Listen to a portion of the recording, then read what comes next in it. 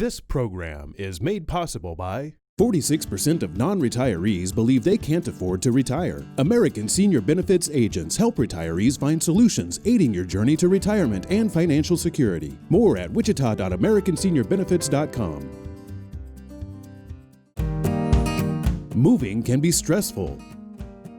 Whether your move is local or long distance, Two Men in a Truck can help. More at twomen.com. Are you a wartime veteran ages 73 to 85? Did you know there are new rules that may affect your pension? Don't lose out on benefits you deserve. Our team serves you because you served us. Contact Long-Term Care for Veterans today.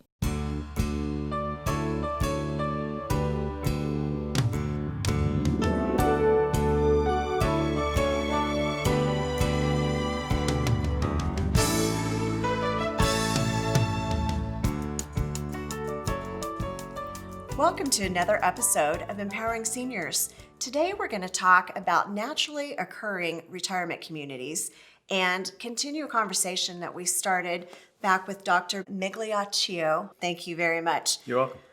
I'm intrigued by your research regarding Wichita and also this concept of NORC.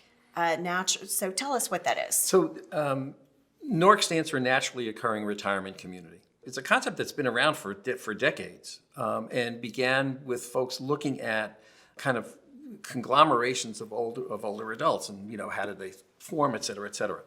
If you have an individual, so the basic premise was, a couple or somebody moves from, in Wichita, moves to someplace else for being a snowbird, or it's warmer, or typically they'll go to Arizona or New Mexico or those kinds of things. They'll find a really nice place to live. And then they'll come back and they'll visit their friends or they'll visit family that's still back wherever. And they'll tell their friends about how great it is and how cheap it is and how inexpensive it is and how the services are wonderful and the people are really good and the weather's nice.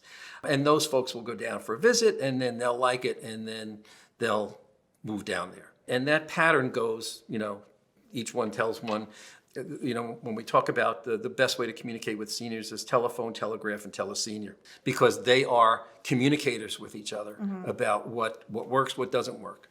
So if you follow that process, what happens is that other people from other places are doing the same thing, and then after a while you get a group of what's called a naturally occurring retirement community. Now that's great, but what happens is they also age in place. We've talked about the housing issue, and the housing is not really built for people getting older in. And so now you have a whole community that was not built for people getting older in. Suddenly there are what we call reverse migration issues, that people who move to Florida, one of the spouses will pass away, the family's still someplace else, and now you have a spouse or a couple that are getting older, can't really take care of themselves the way that the family feels comfortable with, and they move back. What happens is that when they have sold their home, they try to move back into their neighborhood, they can't afford their old house anymore. So now you've got another issue on top of it. So these naturally occurring retirement communities started to be investigated as a place where, what is it that's attracting people there to begin with?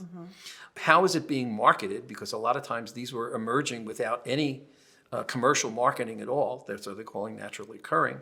And yet they were bringing resources, but they were also placing sometimes demands on local communities that the communities were not prepared for. So it became a whole arena of study. One of the things that struck me about Wichita was, again, combination of health span, wealth span, and lifespan, and attitude. That Wichita, I'm saying, like, wow, I'm wondering in my own mind, I wonder if there's a naturally occurring retirement community creating here because of those things. And I don't know. I don't have the information on that. It's something that I'm going to be looking into. But the literature on naturally occurring retirement communities is such that you have the opportunity to consider how to provide services. And that goes into a second component of these age-friendly communities and the age-friendly community designation. One of the things that does is, in creating a better age-friendly community, it creates a better age-friendly community for everybody at every age. I often like to give an example of how something that's designed for older population translates into something that's better for everybody. There's probably a few people in your audience who might remember when car trunks came up to your belly button or higher. You know, it might come up if you had a big Cadillac, you had to do a deep dive into a cave to get your golf clubs out. At some point, Buick went to their older customers who were their major part of their market and said, help us design the next cars. They didn't go to the engineers first. They went to the customer first. Brilliant idea, right? So what they decided to do was to build a cutout trunk. Well, that's great because you can get your groceries and you can put them in and you don't have to kill yourself to get out. But guess who else it benefits? Got a mom with a stroller, right? Who doesn't have to do that. You have people who have other kinds of equipment and teenagers or whoever. It benefited everybody. It became a universal design issue that emanated from somebody saying, let's try and make this a better product for the people who are primary customers. And that's what happens in the age-friendly communities. When you start looking at how an age-friendly community can be an attraction for a naturally occurring retirement community, but it's the whole community. It's not like an enclave. It's not a gated community. It's not like someplace where only older people congregate and live, because a lot of older folks don't like that. They move from those communities because they say there's no kids here. Yeah. There's no life. All I got is the people next door, and watching ambulances and. Honestly, they'll say there's too many old people there. Too many old people here, right. My 90-year-old grandmother refused to go to the senior center when I asked her why. She said, there's too many old people, But a naturally occurring retirement community is something that's naturally built, something that has the community, and almost like you do with the housing, you need a little remodeling. You need something to make some accommodation, but that accommodation and remodeling benefits everybody who walks in the door. So it's the same with everybody who walks into the community. It just makes a place a better place to live. So for Wichita and some of our surrounding areas, like Newton and Heston, they have a good thing going on there. I see a lot of reverse migration going there. Okay, interesting. And some interesting things being done where I think that is a naturally occurring retirement community. Yeah. And I think there's a big opportunity for Wichita. So tell us what makes this maybe a prime candidate and how that could benefit the city. There are places in the country that, for economic reasons, there are industries that used to be there or no longer there, actually targeted bringing in older adults into their community because they want to do that for the same reason Willie Sutton robbed banks. The response is because that's where the money is. When you look at, kind of this wealth transfer and also the value of kind of the unrecognized value of what the older population already has, that's transferable, that's movable. I mean, traditionally, they've been moving it from the East Coast down to Florida and the South. They've been moving it from the Midwest to the Southwest and to Florida. And when you look at those migrate, I mean, why are they going? Okay, it's getting too expensive to live at home. The weather's better. You have friends there. The money is going to last longer. You have a better quality of life and a lifestyle, okay? Those places accommodate it. So the places that are accommodating that are bringing in the wealth that's already out there. This is not wealth that needs to be created. It's sitting there. So it depends on what you need to do and how much of that pot you want to try and go for. You can certainly do it, but again, my sense is a lot of the places that are doing that are places that have more older folks than Wichita does.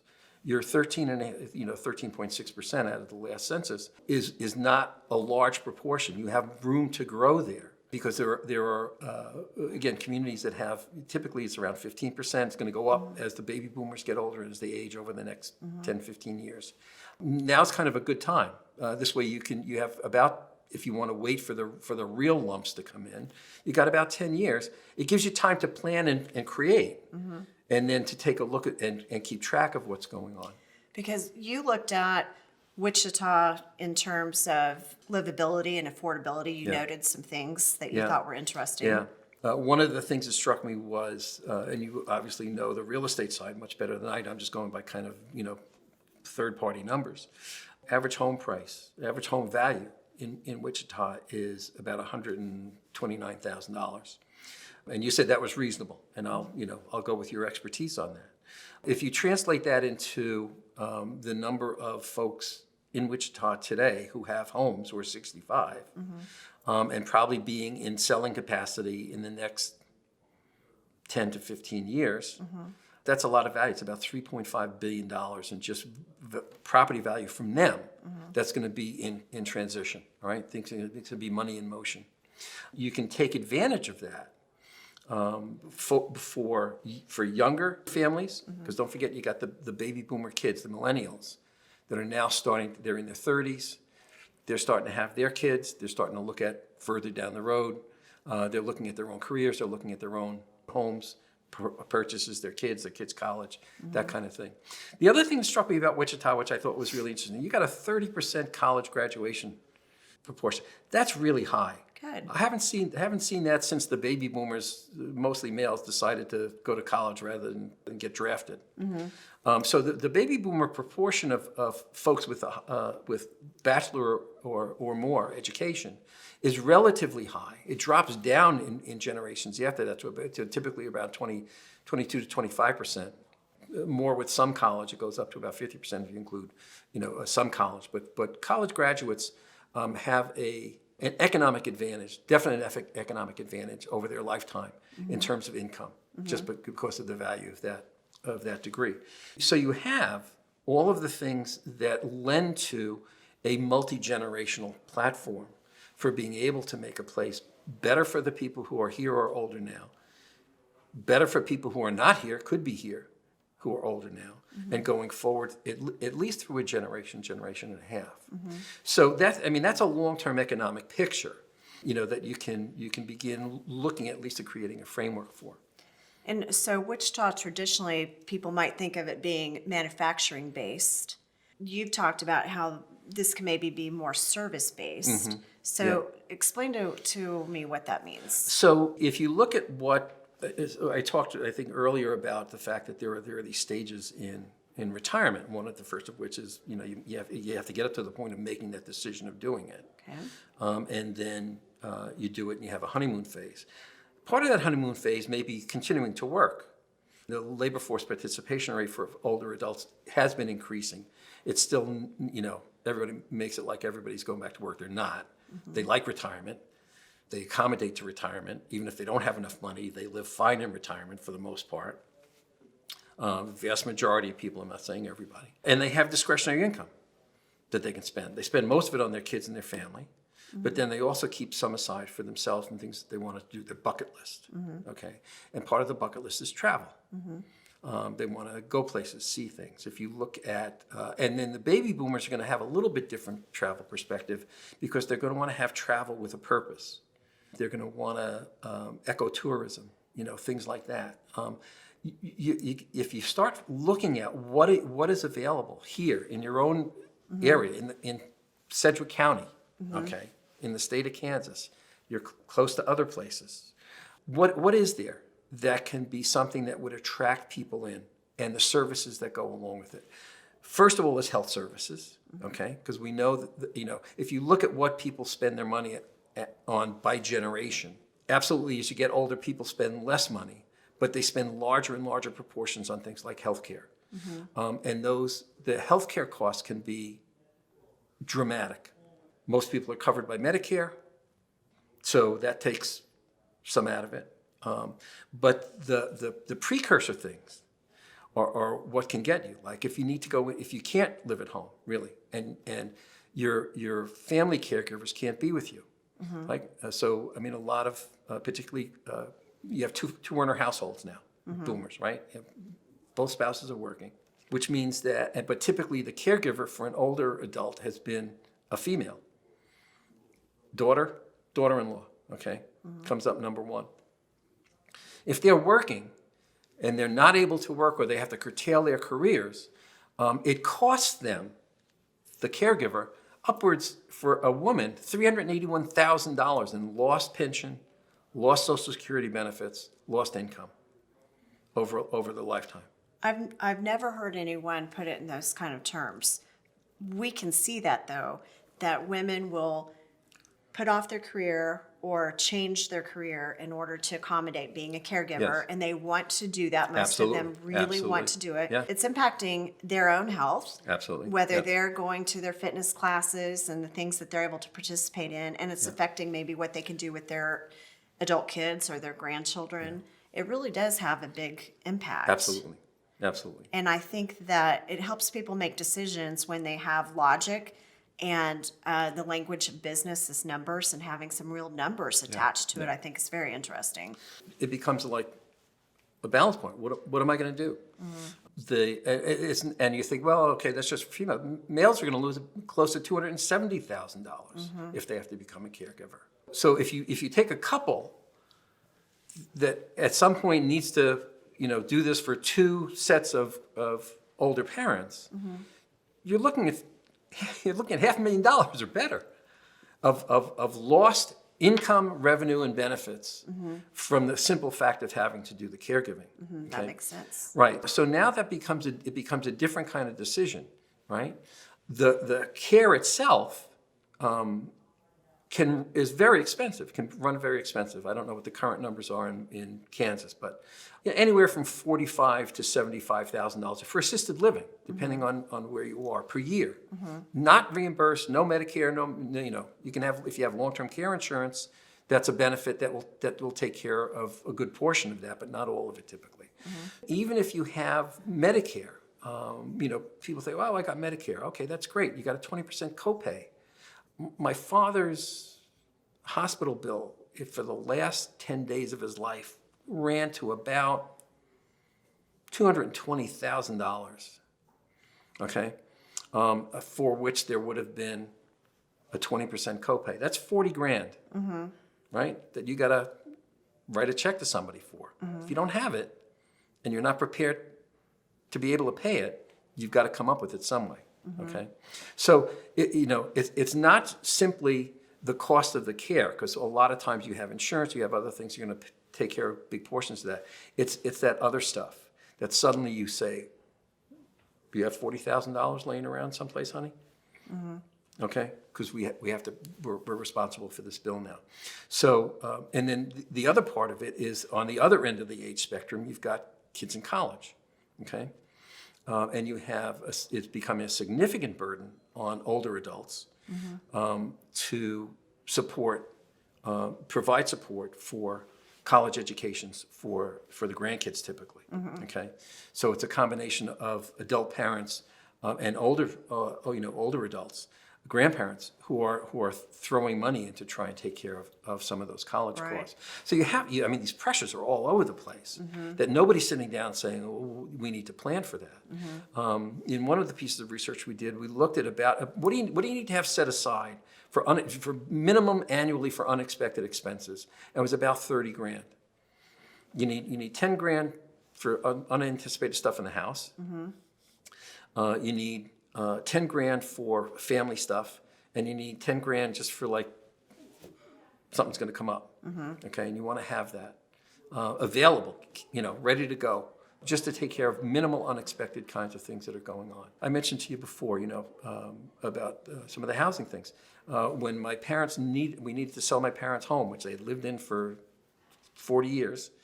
And in order to sell the house, you had to have it inspected. And the inspectors found the 1950s 1,000-gallon oil tank that had been leaking into the property for God knows how long, and had to be remediated before my real estate professor said, nobody's even going to look at the place until that's taken care of. Well, that was about $40,000 out of their estate that I had to try and scramble to get to. It's not like it doesn't happen, and it happens more often than not, because there's so many things that people aren't doing the preparation for.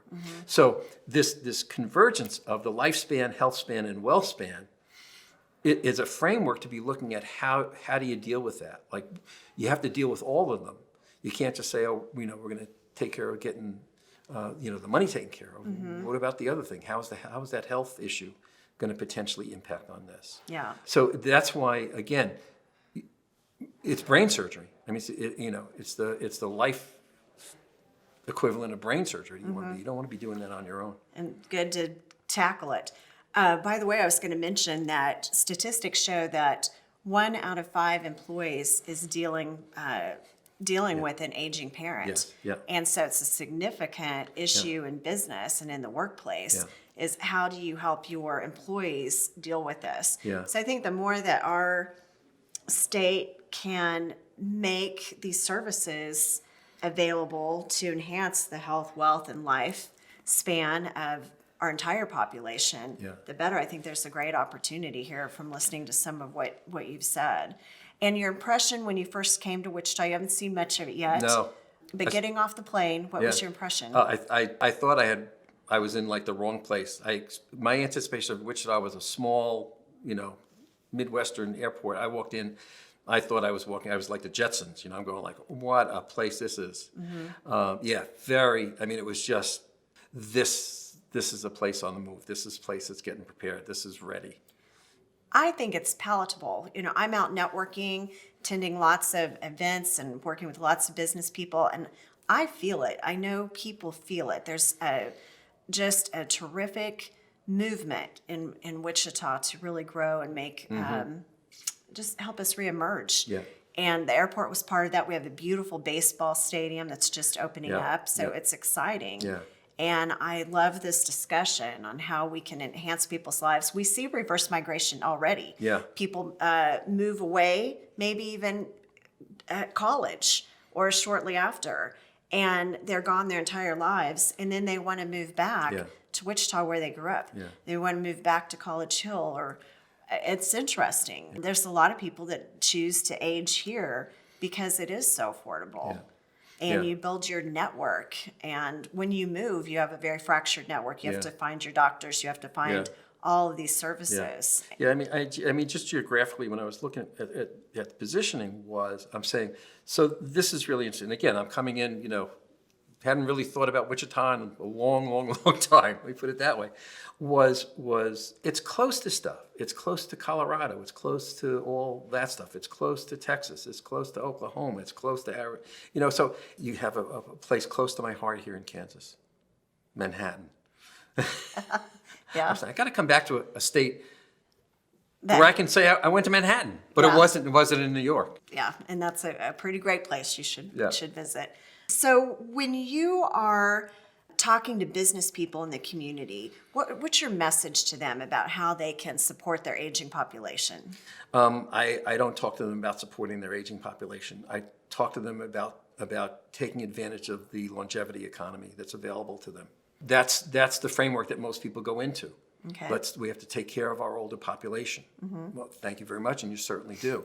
But the opportunity is what we were talking about a little bit before. That's just the tip of the iceberg in terms of the economic resources that they have, that they're generating and that they have available. I don't talk about typically the support. You want to support the support network that's there. You want to bulk up the support network that's there.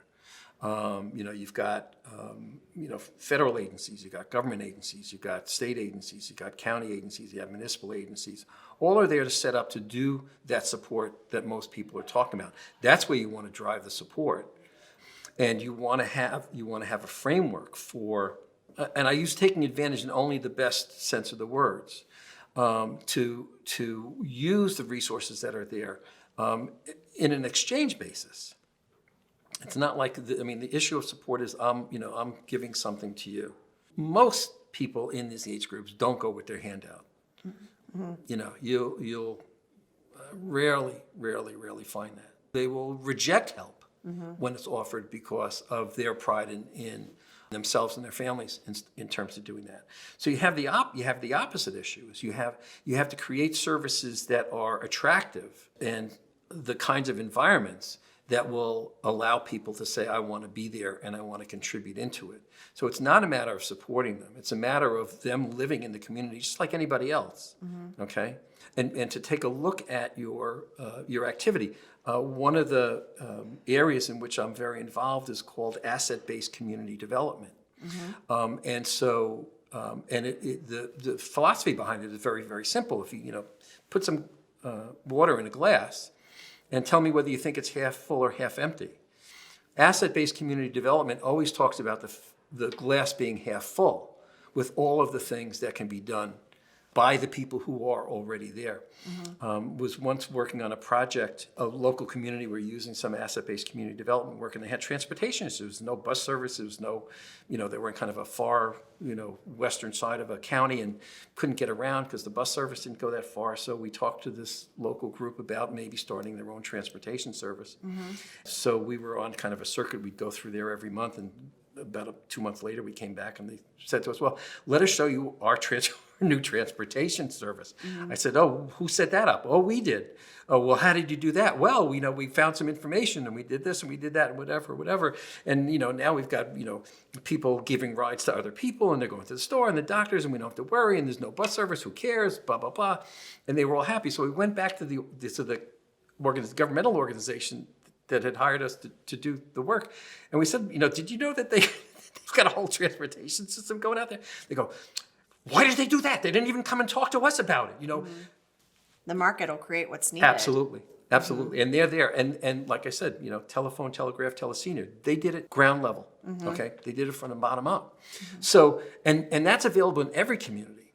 So you don't have to be talking necessarily about what are we going to do it's always the give. You got to put it into them. What you want to do is you want to create opportunities for them to do. Because they'll come up with their own solutions. They know the solutions better than most other folks do. Well, it sounds like Wichita and Kansas is well positioned to have a multi-generational opportunity that maybe can keep more of our residents here and have our seniors aging here. Yeah.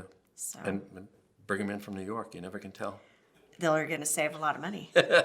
And I think we have a wonderful way of life here. When I travel to larger cities, it's exciting and fun. And then I sometimes feel a little sorry for how people live. They don't know how wonderful it is in Kansas. Yeah.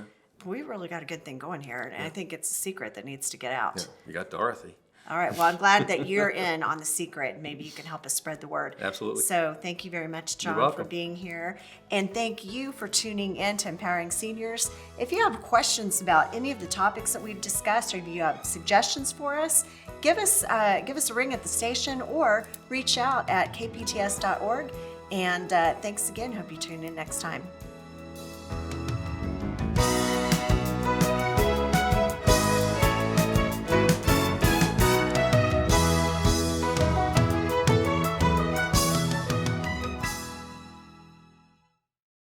This program is made possible by 46% of non-retirees believe they can't afford to retire. American Senior Benefits agents help retirees find solutions aiding your journey to retirement and financial security. More at wichita.americanseniorbenefits.com. Moving can be stressful. Whether your move is local or long distance, 2 Men in a Truck can help. More at 2men.com. Are you a wartime veteran ages 73 to 85? Did you know there are new rules that may affect your pension? Don't lose out on benefits you deserve. Our team serves you because you served us. Contact Long-Term Care for Veterans today.